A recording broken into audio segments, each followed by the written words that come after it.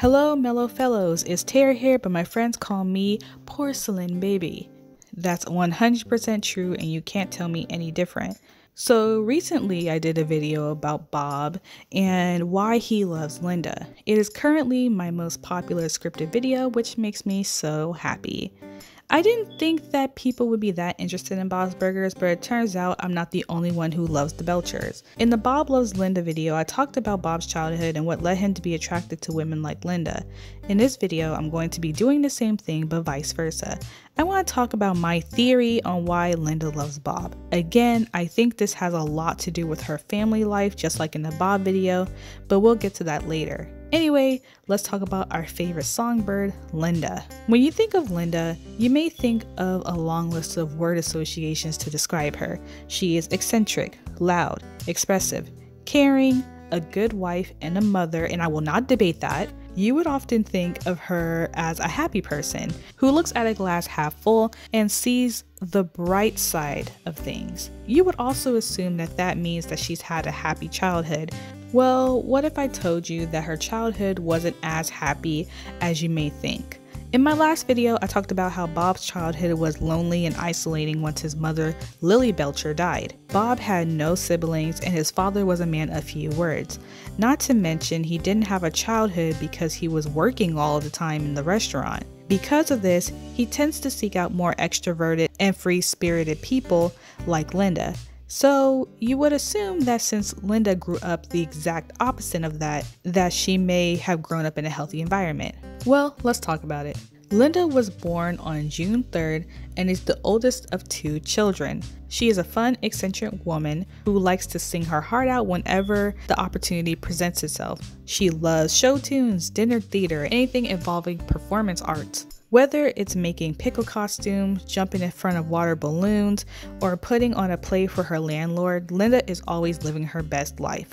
Like I said in the last video, Linda is a natural hostess. Her fun, eccentric personality makes it easy for her to talk to customers and make friends and make people feel generally welcomed in a restaurant. I mean, she even gets larger tips than Bob because of her personality. She's even friends with Tammy's dad, despite Tammy and Tina's relationship problems. Linda loves hosting and making experiences for people, like her bed and breakfast or her dinner theater performance. She's always loved parties of all kinds and loves throwing parties for people as well. Special holidays and occasions give her a chance to honor people and shows them how much she cares for them. Whenever she can, she also likes to go on little adventures to spice up her life. Something simple like going to the hotel or visiting a mall or a pet store secretly. Each of those little adventures are a little treat for her. It's how she takes a break and puts variety in her life after working in a restaurant for pretty much most of her days. She has a vivid imagination and can dream up entire scenarios on a whim. She usually fantasizes about living glamorously like she would imagine movie stars live, and she's a dreamer at heart and always wants what's best for her family, whatever that may look like. As we know, Linda has a very extensive family. She's mentioned aunts, uncles, and cousins before, not to mention her 3-generational long family feud she has with half of her families, the Joeys versus the Tonys. We are familiar with her mother Gloria and her father Al and her sister Gail. Linda's role in the family is the peacekeeper and the mediator. Her sister Gail tends to be at odds with her parents, specifically her disapproving mother. Gail often lies to her parents because she doesn't want to hear Gloria's criticism on how she lives her life. It may be a lie, but this way there's no fighting. When you're in the role of the mediator, you tend to be a people pleaser, and that's what Linda is. Linda gets anxiety whenever people fight, and usually tries to keep the peace or calm the situation. Unless it's her fighting someone, then all bets are off. She tends to take care of others constantly and has a habit of enabling sometimes. But I'm getting a little ahead of myself, so let's roll back a little bit. Linda's parents are Gloria and Al. Al is a man of few words. We don't know much about him or even much about his overall personality as of currently. He has had eczema all his life and was called cornflakes growing up, and honestly that's the only thing we know about him. Al is hard of hearing, so most of the time people are just yelling at him to catch him up to the current conversation. He has a hearing aid, but it hardly helps. He is absent-minded and tends to just follow his wife around when he's not napping in random places. The most he's talked is an episode with him and Bob, and he told Bob that he had a balloon kink. Other than that, we currently don't hear much about him, at least not yet. He's not close to his grandchildren or daughters or even his son-in-law Bob. Even though Big Bob isn't a great father to Bob, he's at least a good grandfather. He's rather sweet to Tina, Jean, and Louise. He doesn't get upset when Jean took a bean bath in his basement. He even apologized to Tina when he derailed his interview with her. He hardly even says sorry to his own son Bob, but he was quick to apologize to Tina. When we compare Big Bob to Al as far as grandfathers go, we can see why Big Bob is favored as the fun grandpa. Again, he was not the best father to Bob, but at least he tries with his grandchildren. I'm not even sure that Al knows which grandchild is which. He's usually in his own world, minding his own business. I'm sure that's why the kids call Big Bob Pop Pop and Al is just Grandpa. As far as fathers go, Al doesn't seem that close to his daughters. Linda said one time that he was supposed to build her something, but he ended up flaking and watching TV instead. When Linda wanted to build it herself, her mom shot her down, saying they aren't the type of people to build things. Instead of encouraging Linda and instilling confidence in her, Gloria actively told her she couldn't do it. Maybe that's why Linda believes that her kids can do anything and encourages them to try new things, and she didn't want to make the same mistakes as Gloria. So from this information, I can assume that Al wasn't a very attentive father. However, he isn't the only problem. The main problem is Gloria, Linda's mother. Linda's mother is a chronic complainer. Nothing is ever good enough for her, and she's constantly telling her daughters what's wrong with their lives and what they should be doing, which is why Gail feels the need to lie to her. Gloria is constantly talking down to Bob and complaining about him. She clearly doesn't approve of him, which makes sense because she was on Team Hugo. However, Linda dumped Hugo for Bob, which I think is what started her feud with Bob in the first place. Gloria is one of the few people Bob actively dislikes, along with someone like Edith. No wonder Bob hid in a crawl space to avoid her for the weekend. Gloria is always asking Linda to do things for her or go out of her way for them, which really irritates Bob. However, Gloria wouldn't do the same for her kids. I haven't heard one good thing about Gloria or anything she's really done for her daughters, to be honest. Besides what she did in season 1, I really don't see a lot of redemption in her. I mean, they did give the kids a book about how to stay active in retirement, and it had a whole chapter about keeping your spicy bedroom life alive, with illustrations. Not a great regift, especially to children. At least Pop Pop gives out money and gifts, and he seems interested in the kids in general. These two grandparents are kind of hopeless.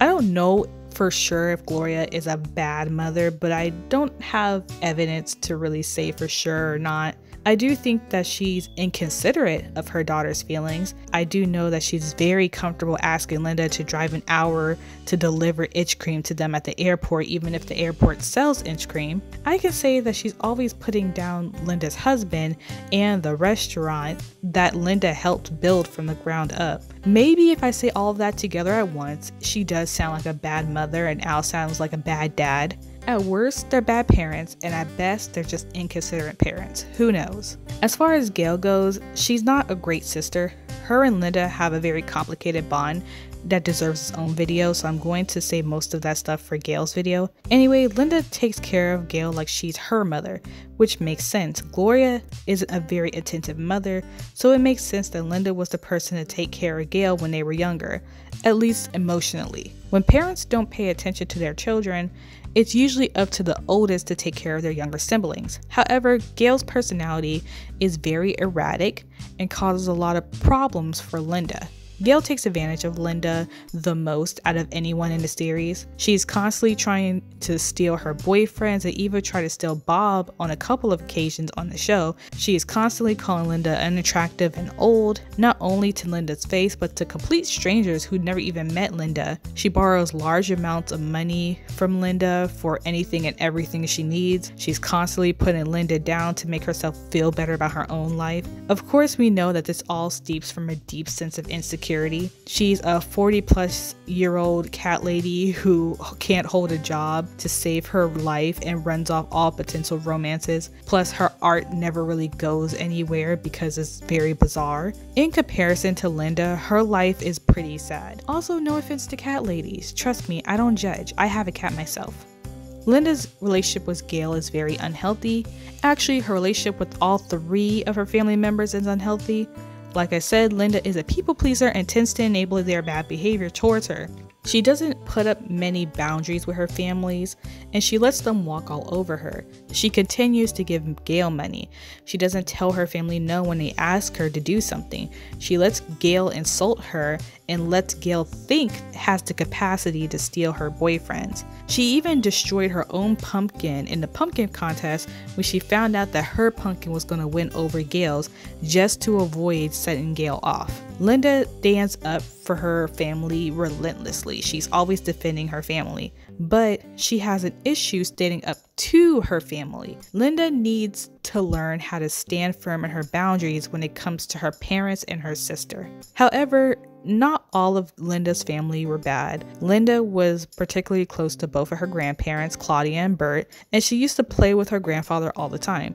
She also loved her grandmother, Claudia, very dearly and still to this day misses her cooking, especially her bolognese sauce. So while Linda grew up around inconsiderate people who took advantage of her kindness and tries to tear her down constantly, she did have some good adults in her life. She also had a cousin in a cult. I wanted to add that somewhere, but I had no good way of bringing it up. So now let's talk about Linda herself. Linda was always alone as a child. She had no one really on her side growing up, as far as we know. She even dreamed of one day running off to New York to be a star when she was a kid. She loved big personalities like Madonna and Cher. When you're a big star, you're allowed to shine without thinking of the needs of other people. Considering she was always prioritizing the other members of her family, it makes sense that no one took the time out of their day to take care of her and make sure she was okay.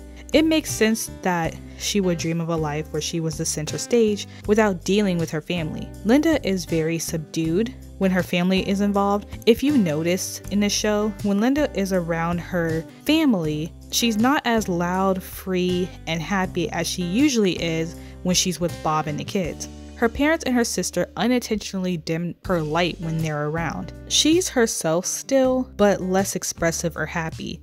Even her imaginary friends stole from her, according to her. She used to take her makeup. Loyalty is not something Linda grew up knowing. Linda as a child was always by herself. She was an alley kid who would throw rocks at cars, light small fires, and break street mirrors. I mean, she even threw bullets at other kids at some point. She would also steal from stores and was overall a very rambunctious kid who was always causing some type of trouble, a lot like Louise. They were wild. At one point, Linda had braces and she seemed to have needed glasses even at a very young age. Linda was always quite the prankster, throwing water balloons at girls in stalls or pantsing other kids who were bullies. Apparently, she pooped in a convertible at some point. Linda was a wild child because she was left unsupervised quite a bit. Half the time, Gail was right there beside her pulling these stunts, like the whole Smashing Pumpkins thing. Not to mention, when girls laughed at Linda for having an accident at a sleepover and named her Death by Chocolate, she got her revenge by calling that girl's house pretending to be a serial killer for like a whole year. She also TP'd that girl's house, so we know where Louise gets her revenge streak from. She also never turned down a dare, so you can imagine all the stories we don't know about Linda. Even now, she teaches her children life hacks, like how to fake book reports or how to get out of tickets, regular life lessons like that. She was also the 4th grade hoop shoot champs, so yeah, and she was hockey queen at one point. She had a lot of nicknames growing up apparently. Linda was also in a band called the Tatas back in the day with Gail and some other girls. As a child, Linda was close to a dog named Bottle Cap, but he was ran over by a hot dog truck right in front of her.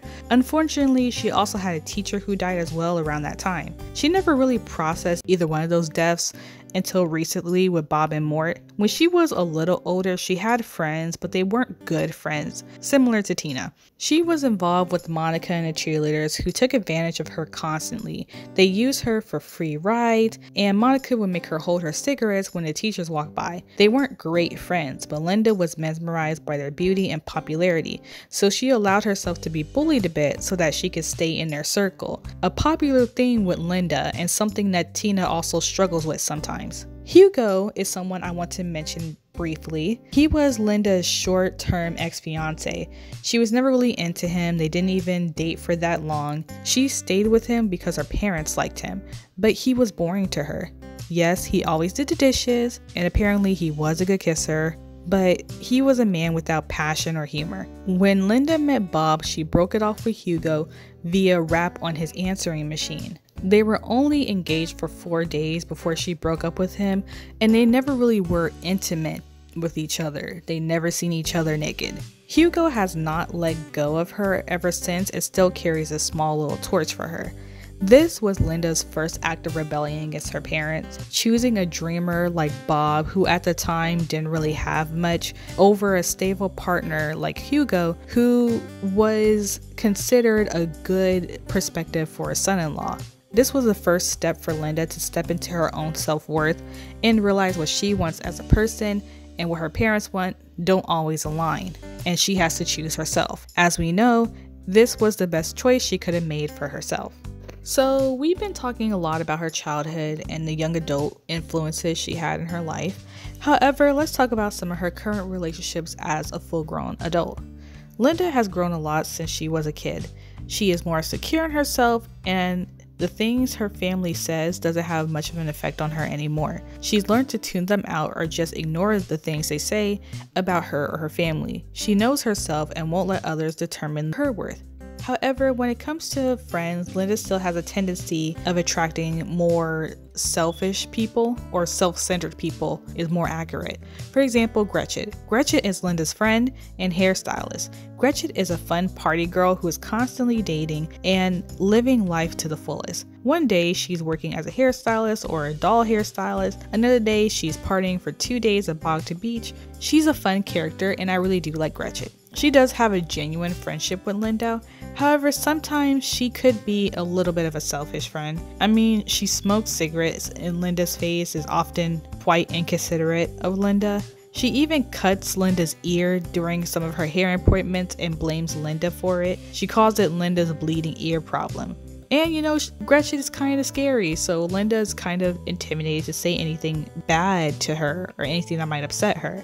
I'm not saying she's a bad friend because Gretchen will come through for Linda in a crutch. I mean, she did Bob's hair on the toilet for God's sakes. When they want to sneak a doll out of a store or when they need someone to help them with their fake religion stuff, Gretchen came through. Or even just to hang out with Linda and Gail, she's down. So as far as friends go, she's not bad at all. But like I said, she is a bit selfish and her personality is very much out there. It's probably why Gretchen gets along with Gail so much, because they have a lot of similarities. Speaking of selfish, her family is still very inconsiderate of Linda. We already went over her family, but I just want to make sure I fully communicate how much of an inconvenience Gail is to Linda. Linda would usually drop everything she's doing to go to her sister's aid, still to this day. It was understandable when they were like 10 or teenagers, but now, girl, you grown. Linda shouldn't have to spend hours trying to get Gail to put eye drops in her eyes when she got pink eye. She shouldn't have to literally hold Gail up when Gail is threatening to quit her job as a security guard for an art gallery because she's too tired of standing. Everything in Gail's life is an emergency to her, and guess who she calls every single time? Linda. Thank God her parents live all the way in Florida, or Linda would be stretched even thinner taking care of them too. Another person that Linda tends to bend over backwards for is Teddy. Teddy of course doesn't mean any harm. However, being friends with Teddy is wildly inconvenient. Bob is quick to tell Teddy no when he asks for some unreasonable favor. However, Linda has a habit of wanting to help whenever someone needs it and tends to convince Bob to let Teddy do whatever he's asking for that week. Don't get me wrong, as an adult, she's better at saying no than she was when she was a kid. However, she has a habit of trying to make the lives of those around her better. That does extend to Teddy. Teddy is very exhausting at times. Trying to get him to like sushi, teaching him to dance, dealing with that whole boat fiasco, even small everyday things. Teddy is just a very inconvenient person to have around because his problems usually spiral and he himself usually spirals. Even though Teddy screws up all the time, she tries to extend him some grace, even when he deserves to get yelled at. Like I mentioned, she has a habit of enabling people's bad behaviors and quirks. Teddy also has an issue with boundaries and tends to push his boundary with the Belchers to the extreme.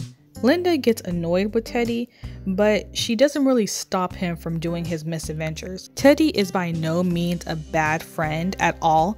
However, I do think that he's a good example of Linda's tolerance level being too high for her own good. Without Bob, Teddy would have moved in by now and put his name on the signs and probably changed half the menu, without Bob's there to regulate Teddy's actions.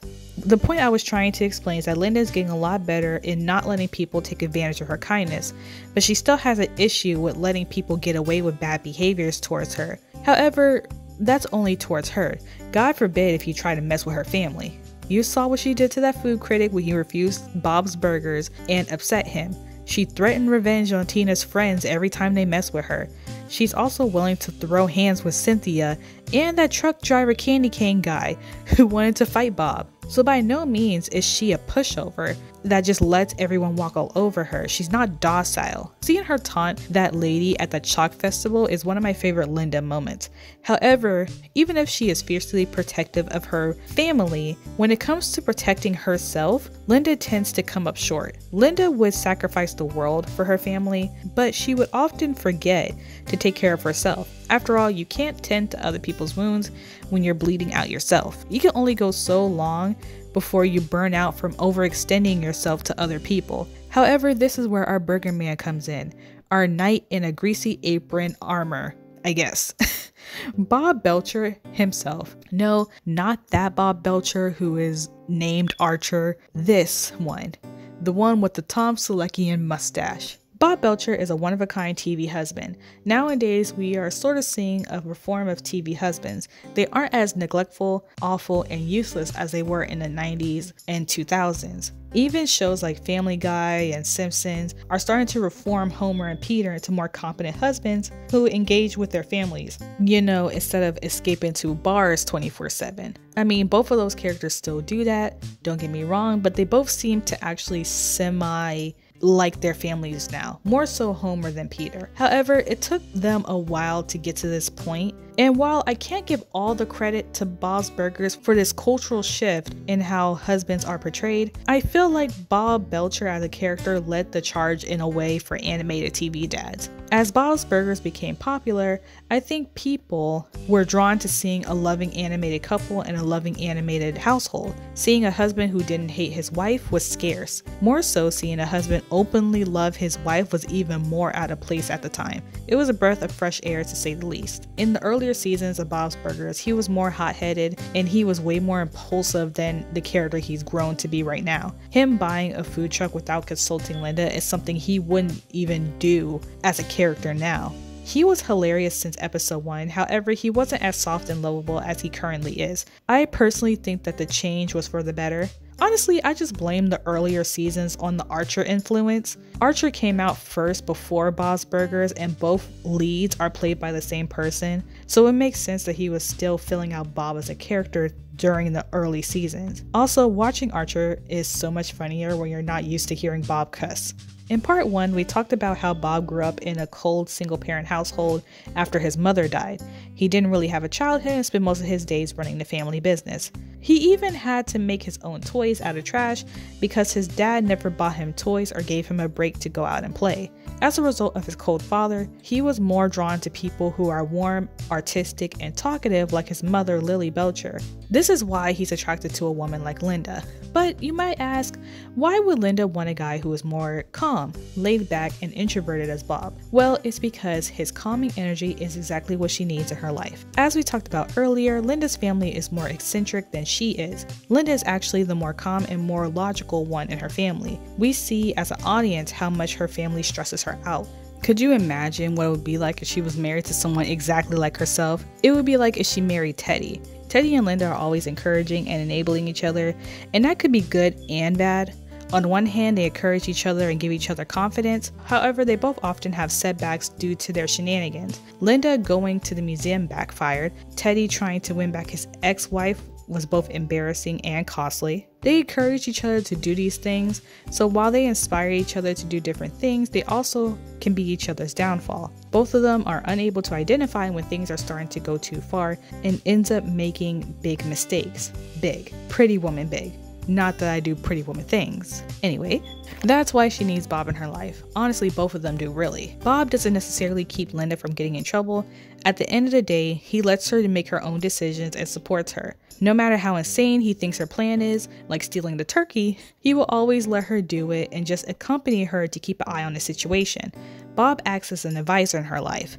Linda is smart, especially socially, if she gives good advice to other people. However, she can sometimes be short-sighted and fail to consider what could go wrong. Linda, as an optimist, believes things will go right and they will work itself out. She is an optimist at heart. However, Bob is a pessimist.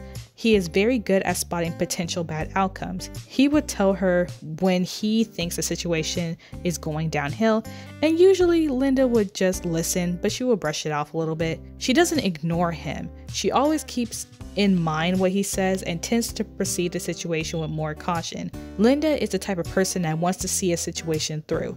She has to see it to believe it, and Bob knows that. He still tries to advise her against her schemes, but at the same time, he respects her need for things to play out. However, more often than not, Bob is usually kind of right, and things tend to go bad. When things go bad, he doesn't gloat or say I told you so, well, most of the time. He usually understands what her intentions were and doesn't try to make her feel worse about the situation. He just tries to fix the situation and find a way out of it. At this point, Bob usually takes control of the situation and gets things back on track and tries to fix things before they get any worse than they already got. This is the way Bob shows his loyalty to Linda. He lets her do what she wants, but he would always be there to help her out of the jam. Not control, but support. Bob isn't afraid to tell people no and encourages Linda to say no when people try to take advantage of her. Bob's form of protection is more subtle. I said earlier how people tend to take advantage of Linda. Bob, however, would speak up for her or flat out tell people no if he feels like they're asking for too much. Something Linda has a hard time doing. She's gotten better at telling people no, but she still has a habit of agreeing to people's outrageous requests. Bob is there to remind Linda of her limits, and is there to make sure she doesn't bend over backwards for people who aren't worth it. The only people he gives passes to are Gail and Teddy because, well, look at them. Even then, he puts his foot down with them when it's needed. The same thing applies to Linda's parents. While Linda teaches Bob how to loosen up, Bob helps Linda with situational awareness and establishing healthy boundaries. Linda is a recovering people pleaser. She doesn't like to upset people or make people feel bad. I think her compulsion to not disappoint people is a direct result of her mother. However, Bob knows this and he takes on the role as the bad guy for both of them. He doesn't mind being disliked because he doesn't really like people anyway. So he takes it upon himself to have the awkward conversations for Linda and tell people no for the both of them. It's a nice counterbalance to Linda's compulsion to say yes to people. Linda also tends to fall for scams because she believes that people are good initially before they show their true colors. She gave the Dinah Dasher a chance when he gave her the sob story about having a twin, but Bob saw through it. She fell for the fake turtle camp thing with Sally and that crazy lady. She was also quick to believe Jack Conway with his horse meat scam, but Bob was skeptical the whole time.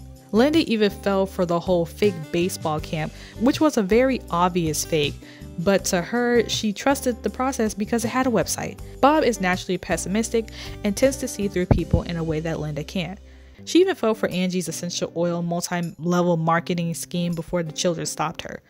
Linda's blind trust in people is a flaw that tends to get exploited in the show by scammers. That's why Bob's skeptical nature is important in her life. His nature protects Linda from others trying to take advantage of her kind, helpful, community-minded nature. He doesn't just protect her from outsiders, he also tries to prevent the children, his own children, from taking advantage of his wife too. The kids always try to get Linda to do their homework for them, or that time when they tricked her with the synchronized swimming scam. He often tells the kids to do their own homework and intervenes when he feels like the kids are trying to put one over on Linda. Like I said, he has her back even against their own children.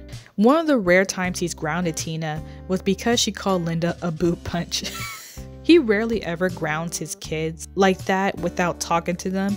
Usually he's a talk first, punish later type of parent. However, I do think that disrespecting Linda is where his line usually is. Linda is actually the one who usually disciplines or lectures the kids, and Bob is there to make sure the kids don't wiggle their way out of trouble. Specifically Louise with her mind games, or Gene with his clingy relationship with Linda. For example, when Linda wanted to join the club for women business owners, Gene protested because it happened during his spotter day with Linda. Linda felt so guilty for upsetting Gene, she almost quit even though she was enjoying the club very much. However, Bob stepped in for her and encouraged Linda to go do her activities. He told Gene that Linda isn't just a mom, she's her own person. And he also stressed how important it was for Linda to do things for herself outside of the family and outside of the household. He made sure that Linda didn't quit a thing that she loved because Gene was being clingy. He also made sure Gene understood that Linda is more than just his mother. It's a great episode that has a nice message about women being people outside of motherhood. Being loyal isn't the only thing that Linda loves about Bob. Linda loves that Bob is a dreamer with a gentle heart. Bob complains a lot, but he's very kind. He's friendly, and he doesn't go out his way to hurt people. Even if people annoy him, he still finds a way to relate to that person. He hates Edith more than anyone else in the neighborhood. However, when she needs help with her quilting circle, he sympathized with her and helped her with her square on the historical quilt. When Jimmy was feeling lonely after his surgery, Bob and Linda stayed in his apartment and played cards with him to keep him company. We all know how much he can't stand Jimmy. Bob has had a lot of moments like this where he's able to empathize with people even when he's annoyed with them or he doesn't particularly care for them. Bob's calm personality tends to attract a lot of eccentric people like Mickey or Teddy or Critter to Randy or even Mr. Fishoulder himself. With effort, he can get along with most people even if he doesn't like them personally. When Linda doesn't like someone, it's usually war, like Cynthia, that chalk lady, or that blonde woman she's usually beefing with at the PTA, Colleen. If Linda doesn't like you, it will be clear. Linda has a high tolerance for people in her adulthood, but she doesn't take any disrespect either. Day to day, Bob doesn't really have problems with people, at least not openly. He usually gets annoyed, but just complains to Linda later about what he's annoyed about, and then he'll be done with it. Even though Bob is the calmer of the two, he is anything but docile and boring. Linda wouldn't like a boring guy after all. He is just as eccentric as her, but more of an introverted style of being eccentric. He's an introverted weirdo and she's an extroverted weirdo. Bob is passionate about the things he cares for. He's passionate about the culinary world, he's passionate about outdoor things like camping or bird watching, and he enjoys gardening, carving soaps into shape, trains, foraging, and the list of his little hobbies tend to go on and on. He tends to pick up a lot of small little hobbies, but he doesn't usually stick with them. I guess it's safe to say that Bob enjoys activities that he can do with his hands. He was really good at making that dragon costume for the kids, and his scarves he made for Christmas were really good too. Not to mention when he got into paper airplane making, he was really good at that too. So yeah, he's good with his hands. He especially loves his juicer and his zester as well. Anything kitchen related honestly is something Bob would love. He also loves music and movies, especially things from the 80s. Probably because he grew up around those movies and music, so obviously those would be kind of his childhood memories. His favorite genre of movies are Western films, samurai films, and action films in general. He also loved that interactive vampire musical he took Tina to, and that interactive rock opera that he took Gene to. It's safe to say that music and movies are his passions when it comes to entertainment, especially Donna Summer. His passion extends to his family too, not just his hobbies. When that bakery guy insulted Linda on her birthday, he wasn't having it at all. He threw all of his little samples on the floor and yelled at him. When that Ian Amberson guy refused to help Gail get her cat an audition, he told him off. And when Ian later called his family gross for eating cat food, he told him off again and ate cat food in solidarity. Even though honestly I think Ian was a little valid on that, but you know, he stood with his family, that's the point. He even fought a manager to keep him from feeding Teddy an extremely huge burger, which would have given Teddy a heart attack because he already has really bad cholesterol. When upskirt Kurt tried to seduce Linda, Bob traveled all the way across the sea to get his wife and throw hands with Kurt. He also did hold that food critic hostage that one time, and Linda helped him do it. Ride or die as usual. He's ride or die too, obviously. When Linda flashed the world on television, live television might I add, he did it too in solidarity. When Bob wants to, he can get tough. He prefers not to, but he's not afraid to break some rules or tell people off for his friends and family. He may be calmer, but he's just as crazy as his wife, and that's why I don't get when people claim that Bob is the reasonable one and Linda's the crazy one, when the truth is they tend to swap being responsible and who is more dependable on any given episode.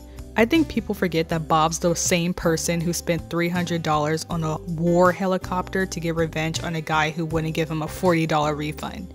Or we spent $300 on a professional knife and him and Teddy end up destroying it at the end of the episode. He has his lunatic moments, which I love. If he was just this stoic, straight-laced, responsible father, he'd be way less interesting. Like I said earlier, he tends to be more reasonable than Linda when it comes to certain situations, but there are times where he's literally cooking turkey in the alley. So I use reasonably loosely in the context of Bob's Burgers. Linda is the best kind of crazy. She comes up with all sorts of plans and schemes in any given episode. Even though a lot of Linda's plans can be inconvenient to Bob, he has the ability to see the good in those too. He wasn't happy with the family taking over his house to recreate a family photo, but at the end of the episode, he actually acknowledged how sweet it was of her to do so. Bob didn't like her dinner theater thing, but he took part of it at the end to make her feel better about it not going so well. He may not have liked that Linda bribed someone to get Gene into a play, but Gene did shine at the end and he did help sell those tickets. Linda isn't always right, but he can see that she comes from a good place. Even recently, Louise was accused of stealing and Linda worked all day to prove her innocence, even though Bob really thought she did it. At the end of the episode, Linda was right and she saved Louise from being falsely accused by Mr. Frond. Or on a smaller scale, Linda was trying to convince Gene not to quit origami.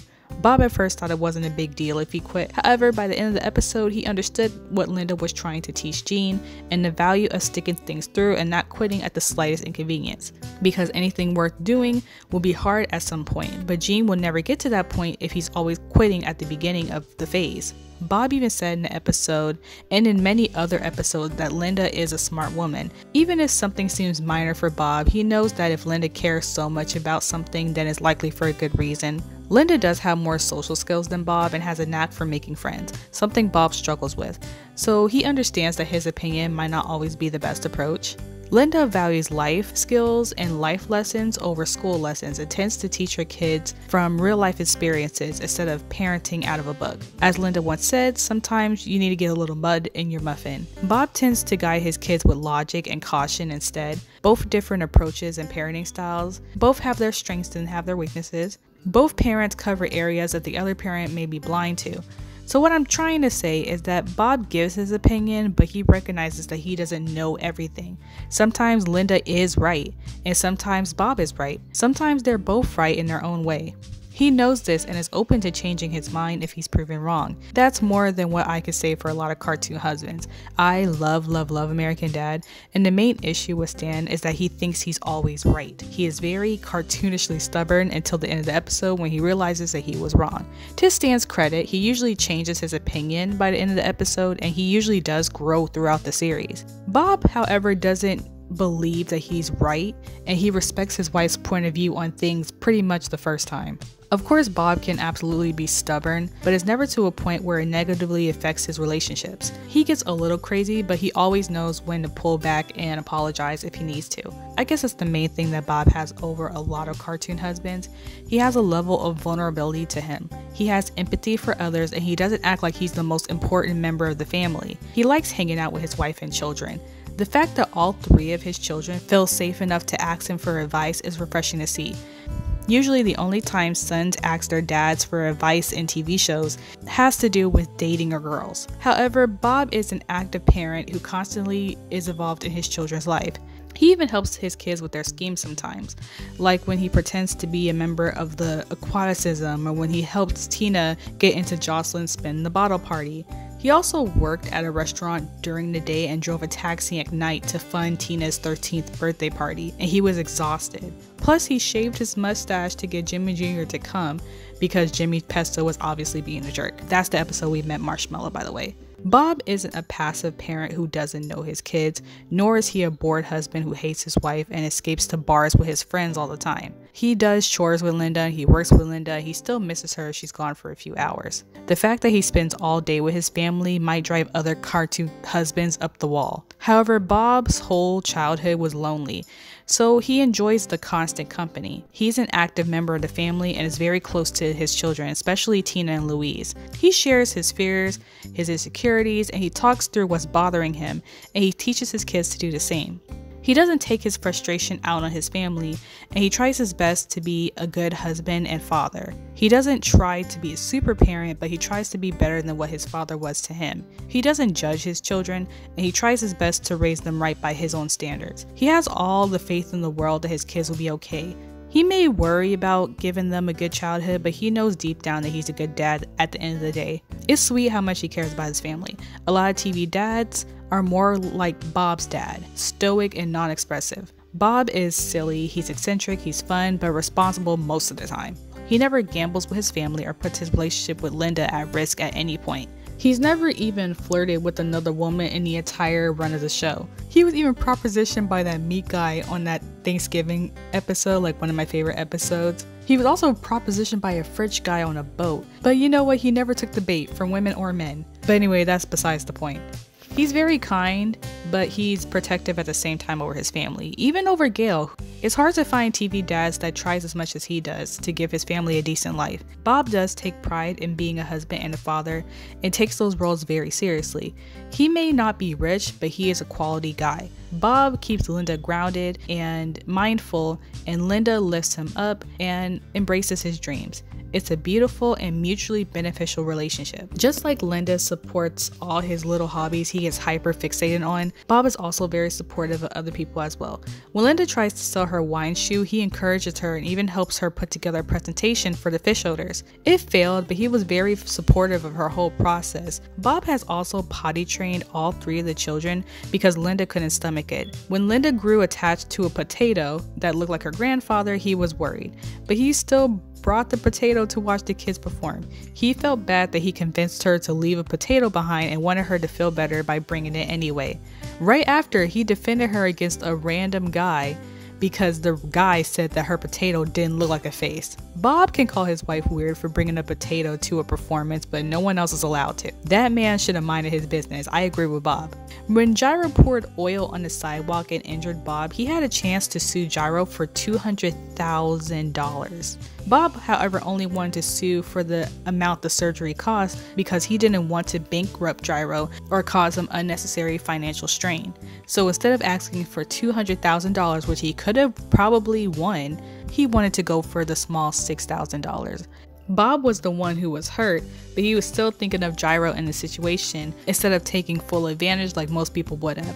This man even let his family burn a brand new couch they bought in order to get their old couch back because his whole family missed it.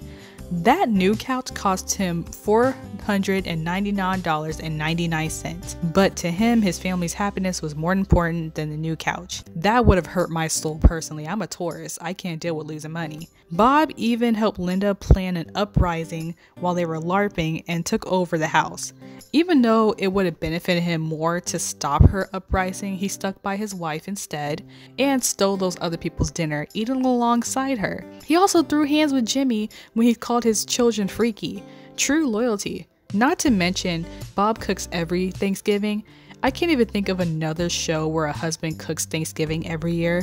That's a true man right there. Linda can cook, but she doesn't have a passion for it. She has no idea how to cook a turkey, and truthfully, me neither, girl. She cooks basic things like meatloaf and pasta and, household dinner items, but she's not one to cook a giant feast.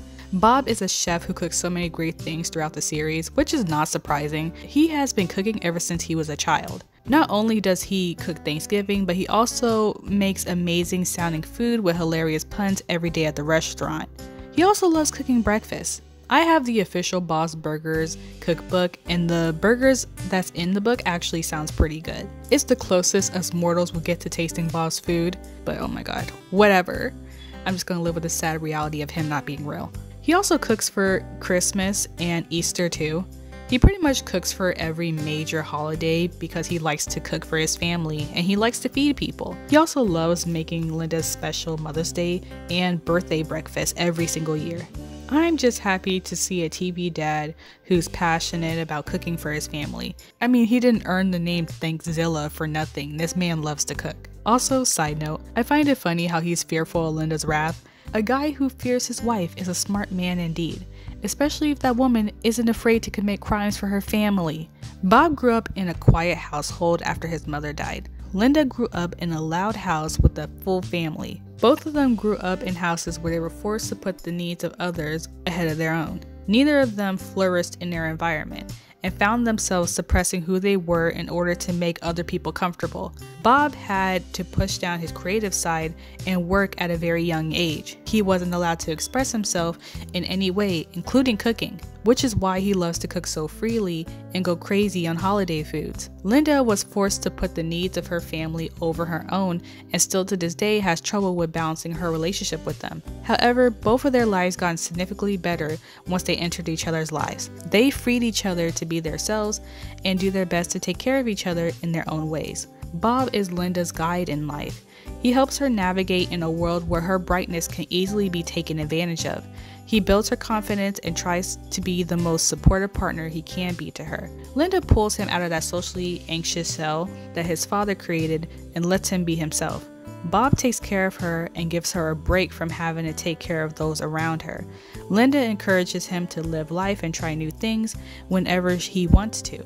It's a true give and take relationship where they are both good influences for each other. Linda doesn't expect any amazing Valentine's gifts, but to Bob that's not good enough. He tries to wow her in his own way by taking dance classes, buying her a ring, or finding an old love machine he thought they had on a date. He may not be great at it, but he tries, and that's all Linda wants. That and her Mother's Day breakfast, of course. If he could give her the world, he would, and she knows that. He wanted to give her a nice engagement ring. He wanted to give her a great spa day. He wanted to give her a flash mob. Even if he doesn't always get her right, the fact that he tries so hard to impress her after all these years is still pretty sweet. He gives advice to his family when they need it, and he doesn't try to be judgmental towards any of them. After all, he knows how it feels to have a family member constantly judging you. He will always acknowledge his children's talent, something his father never did with his cooking. He listens to his family and tries to be their safe space to be as weird as they want to be without any judgment. Jean's music, Tina's writing and performances, Louise's schemes. He encourages his kids to be themselves. He also encourages his wife to be the best version of herself that she can be. For not having a great example of a father, he turned out to be a pretty good one himself. Even if his family is mildly annoying at times, he wouldn't change a thing about them. No matter what, he is there for all of them whenever they need them. They may constantly roast him, but that's his family, and he likes them just the way they are. Even if Linda wants him to throw her ashes in Tom Selleck's face when she dies, he'll be there for it all. Bob and Linda have earned a place in iconic TV couples Hall of Fame. They are perfect for each other and deserves all the happiness they can get. You can tell the writers really love their characters and try their best not to fall into the same status quo as the other animated TV shows in their lineup. Bob's Burgers operates out of a place of empathy and kindness. The show tries to be a safe place for its audience and has become a comfort show for many people, including me. Bob and Linda show what a good marriage is and is a good model for others to strive for. Not all marriages are loveless and stuck in the same place. Some couples actually love each other, and some love spending time with each other all day, every day. Bob's Burgers shows us as the audience what a secure and healthy attachment style looks like, and I think that we can all learn from them. So, geez, that's it for today. It was kind of a long one, but I thank you all for sticking it through. Thank you so much for watching, and I hope you enjoyed this video highlighting Bob as an excellent husband and the best father on TV. Anyway, I'll see you all in the next one. Bye!